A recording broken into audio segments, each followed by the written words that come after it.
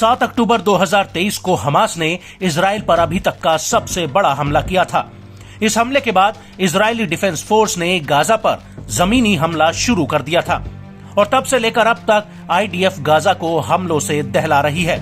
लेकिन इस हमले की कीमत आईडीएफ ने भी चुकाई है और एक बार फिर से आईडीएफ को गाजा में एक सबसे बड़ा झटका लगा है। दरअसल गाजा में हमास के लड़ाकों ने एक ही दिन में आईडीएफ के 21 जवानों को एक रॉकेट प्रोपेल्ड ग्रेनेड यानी आरपीजी अटैक में मार गिराया है। और बड़ी बात यह है कि गाजा में ये अभी तक का सबसे बड़ा आंकड़ा है जब हमास के हमले में एक ही दिन में इजराइल के 21 सैनिक मारे गए हों।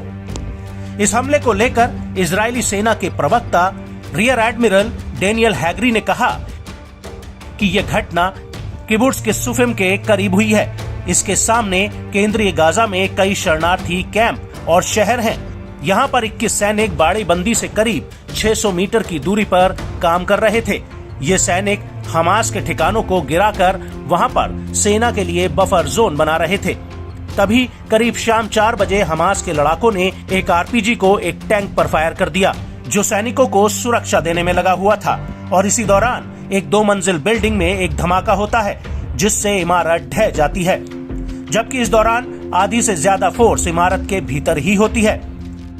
संभवतः यह धमाका दूसरे आरपीजी हमले से होता है जिसकी वजह से बिल्डिंग सैनिकों के ऊपर गिर जाती है।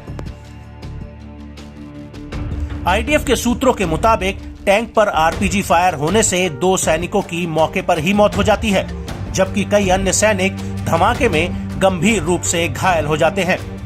इजरायली सेना का कहना है कि बिल्डिंग में धमाका और उसका धंस जाना संभवतः इमारत के भीतर आईडीएफ द्वारा बिछाए गए बारूद की वजह से होता है, जिसे आईडीएफ ने बिल्डिंग को गिराने के लिए बिछाया होगा।